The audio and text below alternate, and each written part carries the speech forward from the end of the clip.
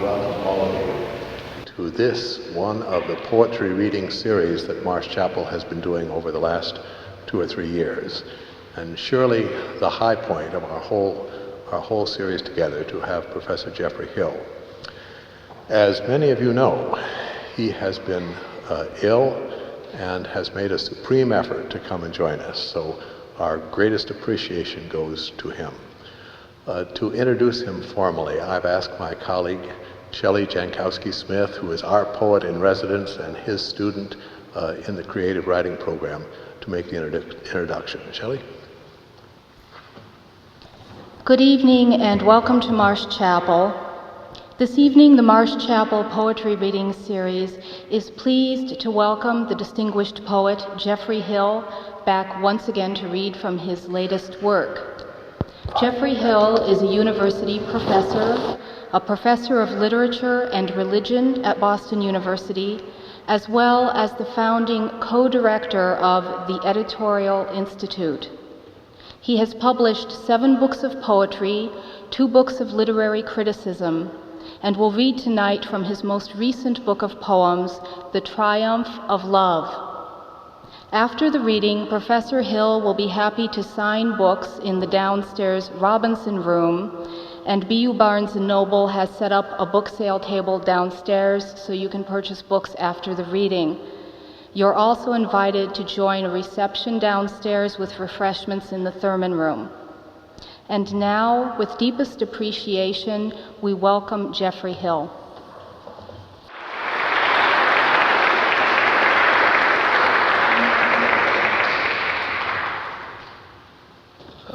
I apologize. This won't be one of my more con brio performances. I'll do my best. Great oaks and little acorns grow. Oh, the modesty of the man. And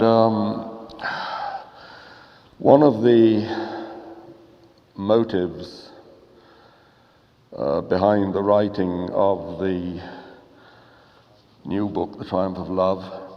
Can you hear me all right? At the back, is that okay? Okay, fine.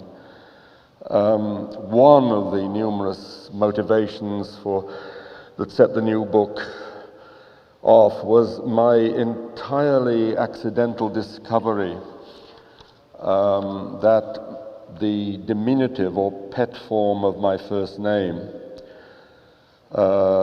occurs in a Latin poem, the Vox Clementis of John Gower, which was a diatribe against the peasants' revolt in 1381. It features in a number of lines that go like this: what vocet Tom venit, sim retardit, col furit, quem Jeff juvat, grig rapit, dum dor strepit, comes est quibus hob.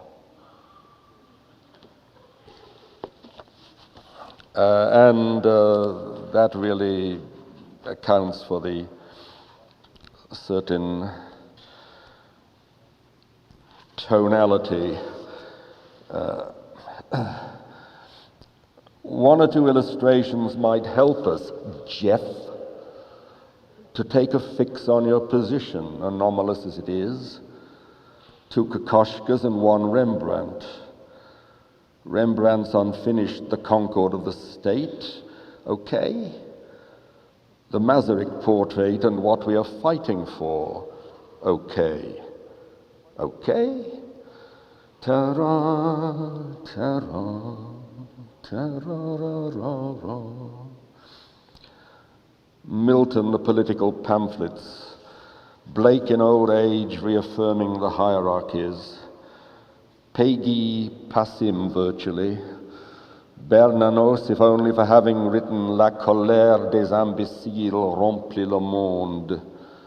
Radnotiat bore, the great self-recovery of Watt. Ta-ra, ta-ra, ta-ra-ra-ra-ra. Mourning registers a celebration.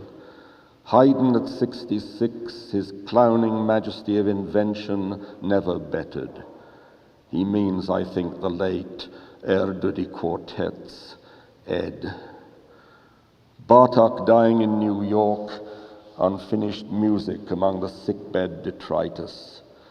Ta-ra, ta-ra, ta-ra-ra-ra. I would have liked to know, I may yet know, whether the hidden part which most engages me is closer to nub, crux, crank, or orifice. Crank, probably. The system which converts rotary to rectilinear motion is called the eccentric. Whichever it is, it has my tie. Ta-ra, ta-ra, ta-ra-ra-ra-ra. The nerve required to keep standing, pedaling, grinning inanely, strikes me, splat, as more than temperamental luck. It is a formal self-distancing, but like choreography. You could clog to some late Haydn without injuring either tradition. Please, my foot! Ta-ra, ta-ra, ta-ra-ra-ra-ra. I think another motive probably, though I'm less certain about this, is a review I got some 20 or more years ago. I have a wonderful long-term memory, which is just as well because my short-term memory is shot to pieces. I have a wonderful long-term memory, and I bear grudges of which I repent. And there was a review of one of my earlier books called The Mystery of the Charity of Charles Péguy, which the reviewer said that in her opinion, Hill had not done his stint, which I think meant that Hill had not suffered enough.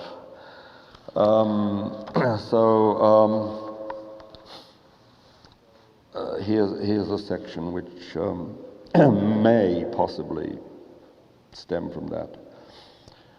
Confound you, Croker, you and your righteous censure. I have admitted many times my absence from the salient, from the coal face in Coombs Pit Thornhill. Yes, to my shame, I hightailed it at Pozières. Butterworth died in my place.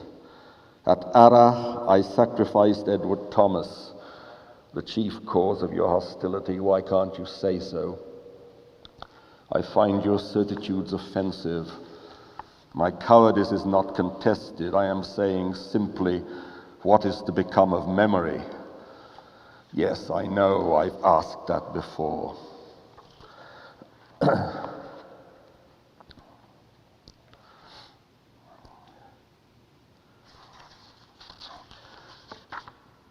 And here's another in the same vein. The glowering carnival kermesse of wrath, the pressure's beginning to tell now, you can hear it. The creaking bounce of the Miltonics. But to my task, I ask you. He also cribs from Dryden and Vox Clementis. Recently it's got much worse, like a provincial actor-manager. What's more, when Arno blundered at Firenze and the bronze baptistry doors bulged like tarpaulins, when the flesh of the frescoes knew corruption, he wasn't there, as Croker pointed out.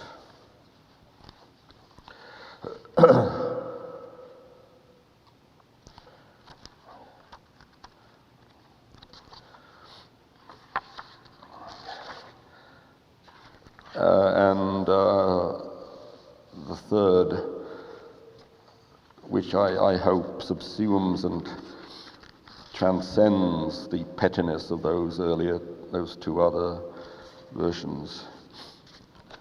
Obnoxious means far back within itself, easily wounded. But vulnerable, proud anger is, I find, a related self of covetousness. I came late to seeing that. Actually, I had to be shown it. What I saw was rough and still pains me. Perhaps it should pain me more. Pride is our crux. Be angry, but not proud, where that means vainglorious. Take Leopardi's words, or to be accurate, BV's English cast of them. When he found Tasso's poor scratch of a memorial barely showing among the cold slabs of defunct pomp, it seemed a sad and angry consolation. So, Croker, Maxica, O Shem, I ask you, what are poems for?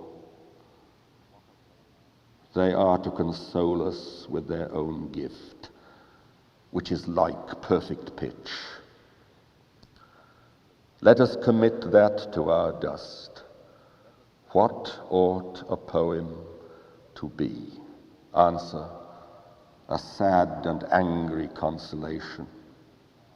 What is the poem? What figures say a sad and angry consolation? That's beautiful. Once more, a sad and angry consolation.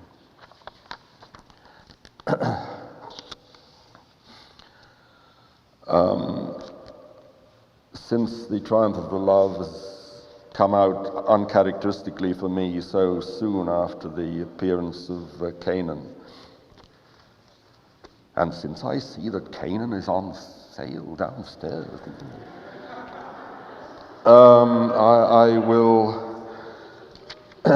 will include a few of the Canaan poems in this next section of the reading, which I call the Aubry's Ghost section of the reading. I take that title from something in the 17th century gossips, John Aubry's memoirs, in which he refers to an apparition which, when accosted, made no response, but vanished with a sweet savor and a most melodious twang. And these, I think, are the Aubry's Ghost poems from Canaan. The first: that man as a rational animal desires the knowledge which is his perfection. Abiding provenance, I would have said, the question stands, even in adoration, clause upon clause, with or without assent, reason and desire on the same loop. I imagine singing, I imagine getting it right. The knowledge of sensuous intelligence entering into the work. Spontaneous happiness, as it was once given our sleeping nature to awake by and know, innocence of first inscription.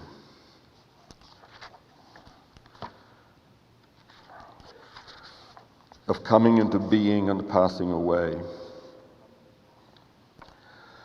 Rosa Ceresea, its red spurs blooded with amber, each lit and holy grain the sun makes much of, as of all our shadows, prodigal, ever-returning darkness that in such circuits reflects dieternity to itself, and to ourselves yields nothing finally, but by occasion visions of truth or dreams as they arise to terms of grace where grace has surprised us. The unsustaining, wondrously sustained. Is this still all right? Can you still hear at the back? Somebody just put their hand up if you can hear. Okay, fine. De anima. Salutation. It is as though effortlessly to reprise the unsung spirit. Gestures of no account become accountable. Such matters arising, whatever it is that is sought through metaphysics. Research into angelic song ending as praise itself. The absolute yet again atoned with the contingent. Typology incarnate, Bethlehem, the open field. Still to conceive no otherwise, an aphasia of staring wisdom. The soul's images, glassily exposed, fading to silver point. Still to be at the last ourselves and masters of all humility. Whether the virtues or emotions, overnight, the inmost self-made outcast, here plighting annihilations, unfinished business of eros, the common new men of waking reverie where you had dreamt to be absolved, and with the day, forsakenness. The new bride brought forth, carnal desuetude, her mystic equity, her nature's ripped hardihood, the radiant windrows where a storm emptied its creels, thrusting ailanthus that is called the tree of heaven. I hope you feel that my subheading for this part of the reading is appropriate, and that these poems do, when challenged, vanish with a sweet savor and a most melodious twang.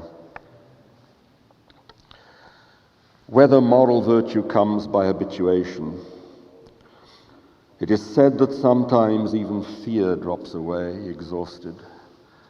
I would not deny that. Self-expression, you could argue, the first to go, immolated selfhood the last. Deprivation, therefore, dereliction even, become the things we rise to. Ethereal conjecture taking on humankind's heaviness of purchase. The moral nebulae common as lichen. The entire corpus of ruinous sagesse, moved by some rite and pace of being, as by earth in her slow approaches to withdrawal, the processionals of seared array.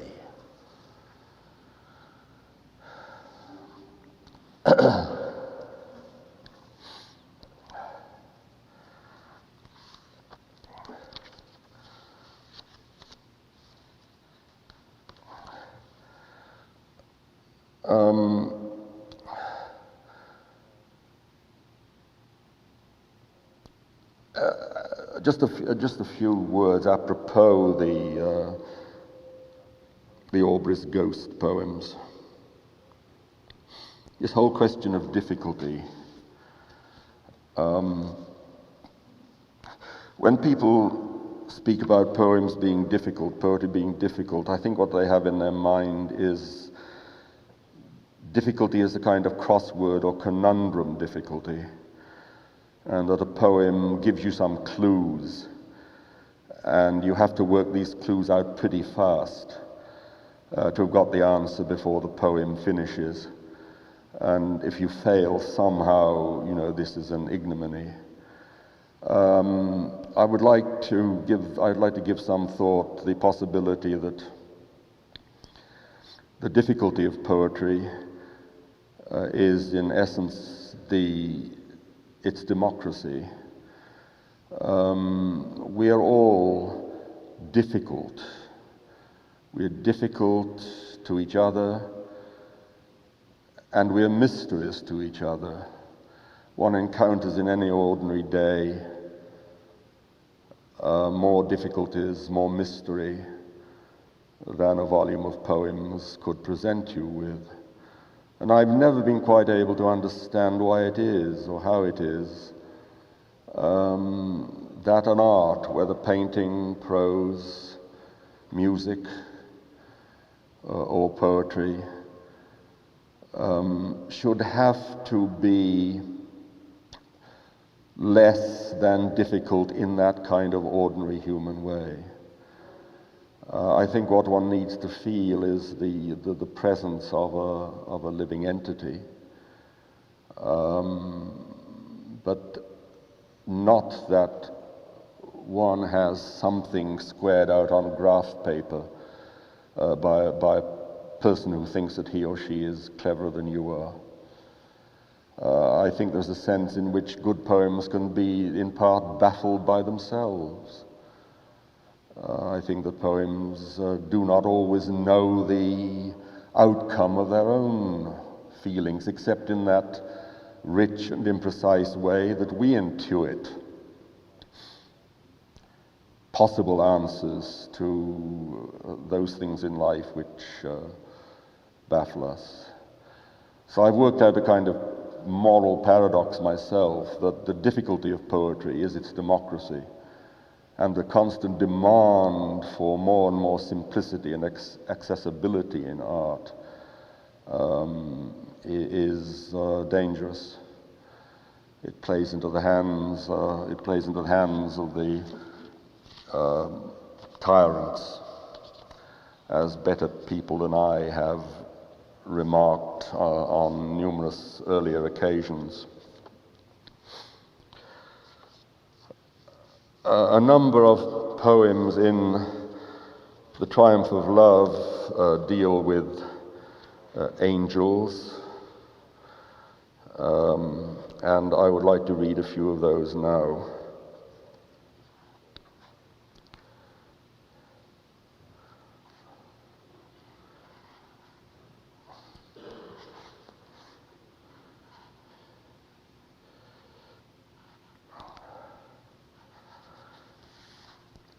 Let him alone, let him have his way, let him be touched by his own angel.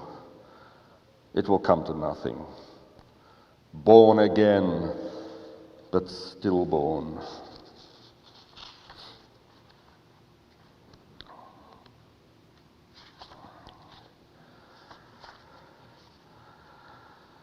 From the angels of irrational decision and of reversed order, to the angel of improvisation. From the angel of improvisation to the angels of tannic acid, salicil, and plain water. From the angel of advantage, where is the angel of recorded delivery? From the angels of advantage lost, of sacrifice, of surrender, to the angels of merciful intervention and final custody.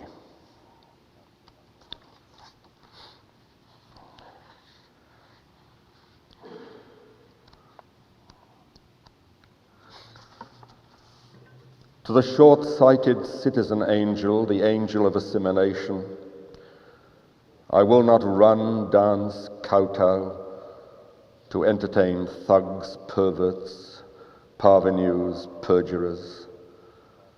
From the stifled lamentation angel to that dying power, from the trim, well-clad angel of death, his insignia and instruments.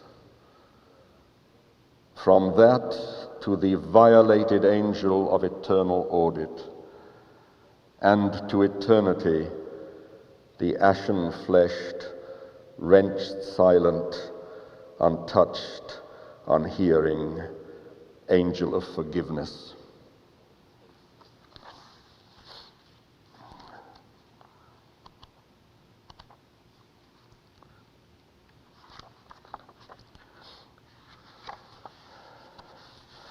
From the terrible angel of procreation to the angel in hiding of senility, to the autonomous angel from the several angels of solitude, CC, angel of self-alienation, angel of solitary confinement, from the angel of the morning goldfix to the angels of mandragora and ripoff, to the demotic angels, from the angels of repulsion, attraction, the loud-winged angels of equal sacrifice, the soul angel, standing in for hope and despair.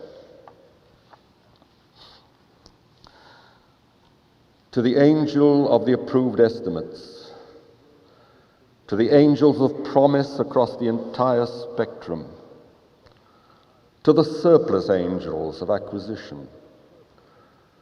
I cannot even hear the new instructions, let alone obey them. Where, you will say, does explanation end and confession begin? To know all is to forgive all, a maxim more wicked even than it is stupid. Forgive me, would you ever?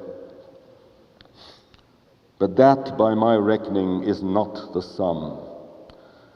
I have introduced, it is true, laus et vituperatio as a formality.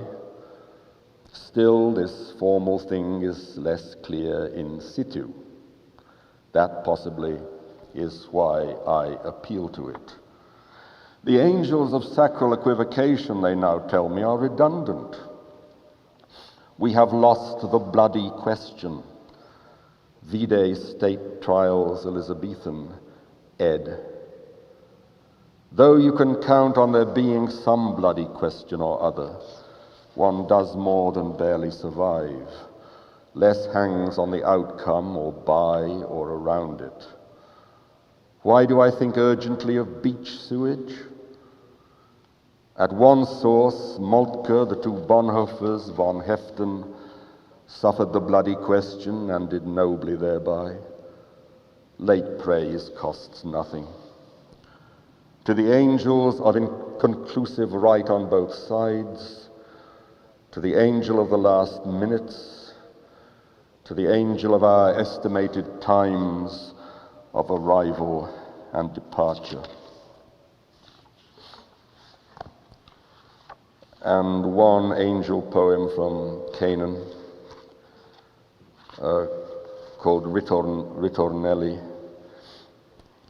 Angel of tones, flame of accord, exacting mercies, answerable to rage as solace, I will have you sing. For so the judgment passes, it is not otherwise hereafter. You will see them resolved in tears. They shall bear your crowns of redress. Lost to no thought of triumph, he returns upon himself, goes down among water and ash, and wailing sounds, confused with sounds of joy.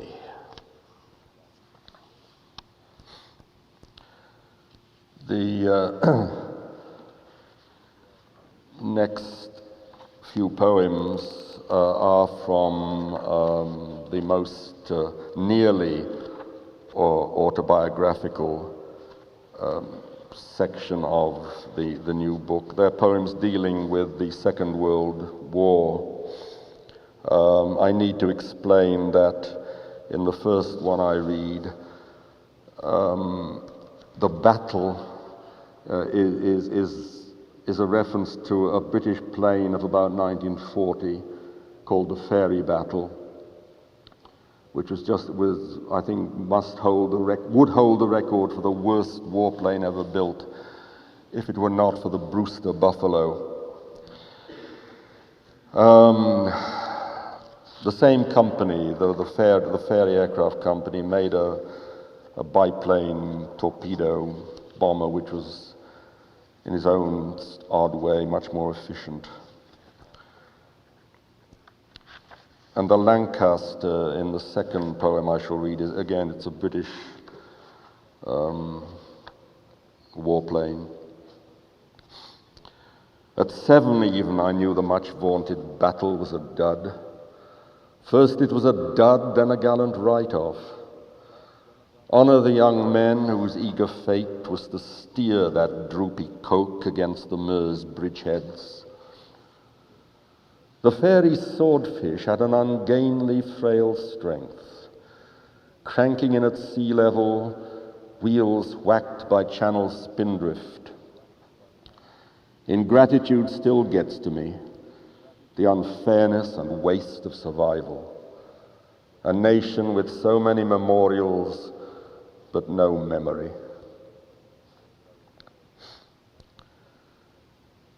By what right did Keyes or my cousin's Lancaster or the trapped below decks watch of Peter's clangorous old destroyer escort serve to enfranchise these strange children, pitiless in their ignorance and contempt?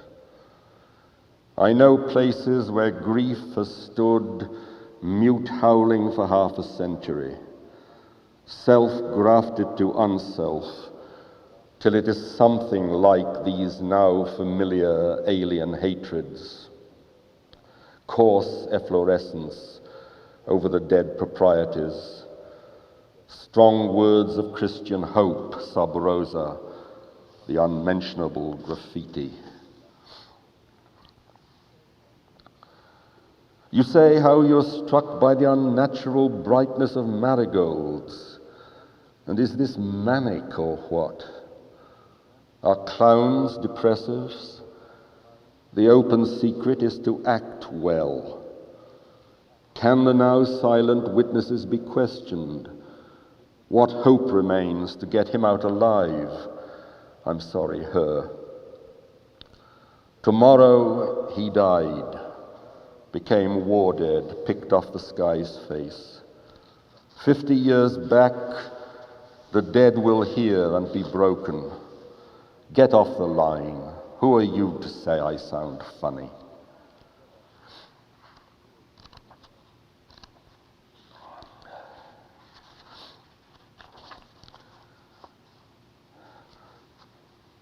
Whose lives are hidden in God? Whose?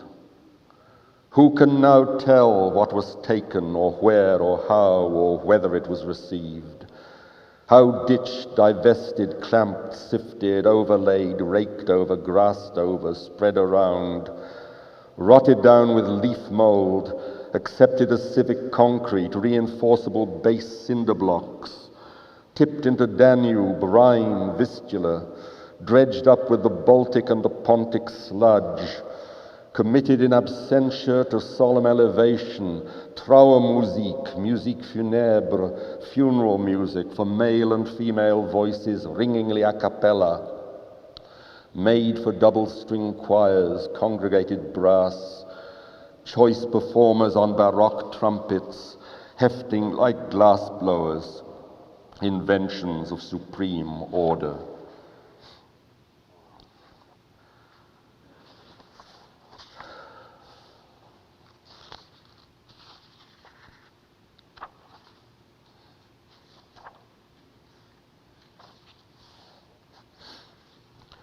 What remains, you may well ask? Construction or deconstruction? There is some poor mimicry of choice, whether you build or destroy. But the Psalms, they remain, and certain exultant canzoni of repentance, secular oppugnancy, laus et vituperatio, the worst remembered, least understood of the modes. Add political satire. Add the irrefutable grammar of Abdiel's defiance. And if not wisdom, then something that approaches it nearly.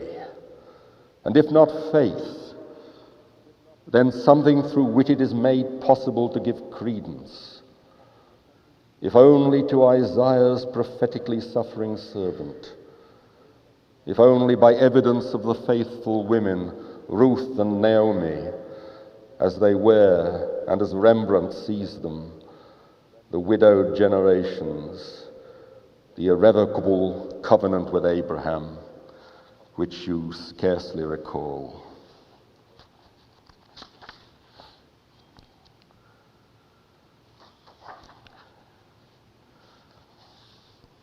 Here's another angel poem, though slightly more satirical than the earlier ones I read. The hierarchy, sorry.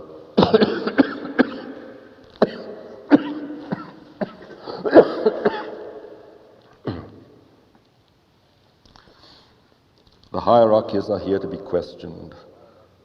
Lead on Angelus Novus. Show one-time experts presenting aniline dyes as the intensest expressions of coal tar. Let others develop man's determinate action, for so Peirce dubbed it in the wake of Chickamauga. Failing these, bring others well-tried in the practical worlds of illusion, builders of fabled masks, their dancing clients vanishing into the work, made up as lords and spiky blackamoors.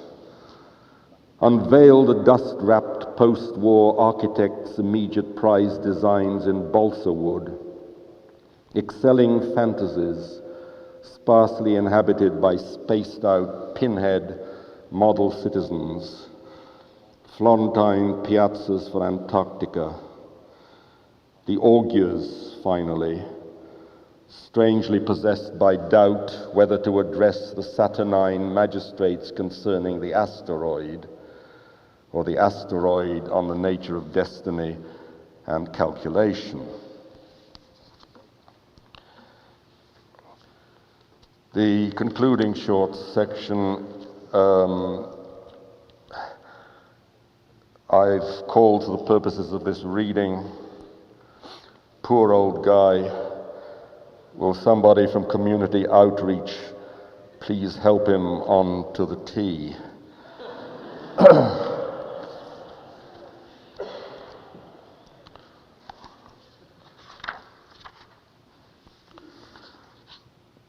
Obstinate old man, Senex sapiens it is not. What is he saying? Why is he still so angry? He says, I cannot forgive myself. We are immortal. Where was I? Prick him.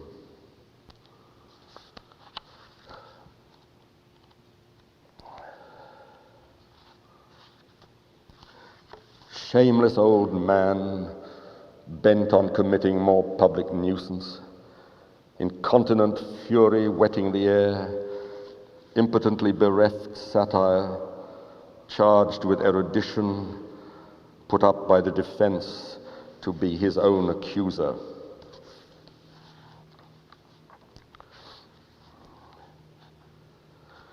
Excuse me, I did not say the pain is lifting. I said the pain is in the lifting. No, please forget it.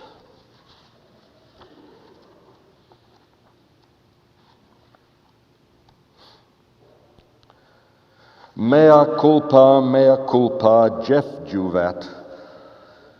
Take out supposition, insert suppository.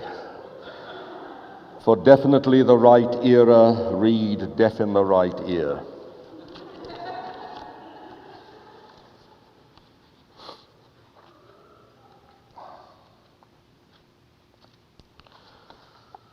So what is faith if it is not inescapable endurance?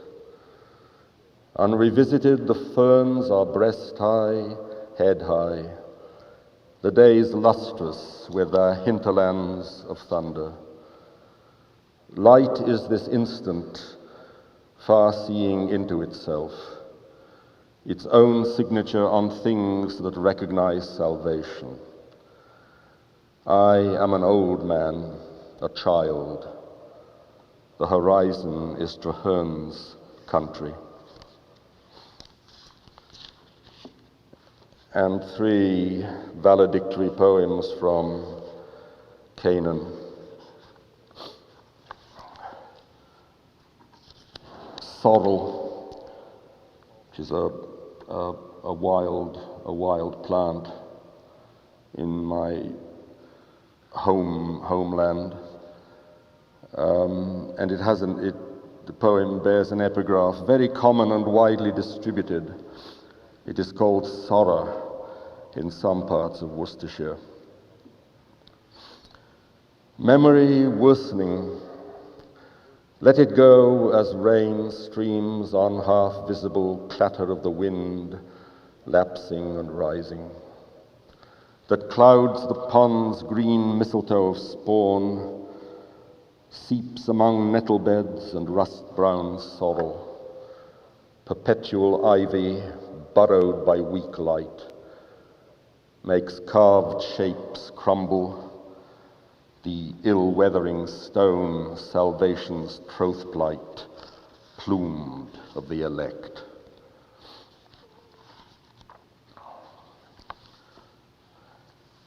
Pisgah. I am ashamed and grieve, having seen you then those many times, as now you turn to speak with someone standing deeper in the shade, or fork a row, or pace to the top end where the steep garden overlooks the house. Around you the cane lodges, tent poles, trellises, the flitter of sweet peas caught in their strings, the scarlet runners, blossom that seems to burn an incandescent aura towards evening. This half-puzzled, awkward surprise is yours. You cannot hear me or quite make me out. Formalities preserve us. Perhaps I too am a shade.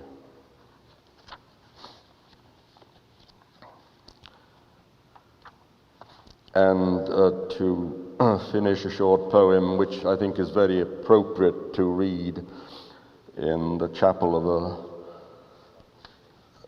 Methodist foundation, even while I acknowledge this is an interdenominational chapel. The university is a Methodist foundation, because it's a poem to William Law, the late 17th, early 18th century mystic who was a great influence, early influence on the Wesleys. It's called To William Law in Absentia. Before I begin, I would like to thank you for your patience and courtesy in listening to me this evening, when I know that my delivery is not as good as I would have hoped. To William Law in Absentia. To fall asleep in the flesh is nothing. Resurrection challenges torment. There is always the deist's Eden, a measured exile at home among our mourning cedars. Looking back, it is you I see stand quiet, exact, under the tree of conviction. Image to mirage, mirage withdrawing to skein light, light to the unmoved, miraculous pool of Siloam. Thank you.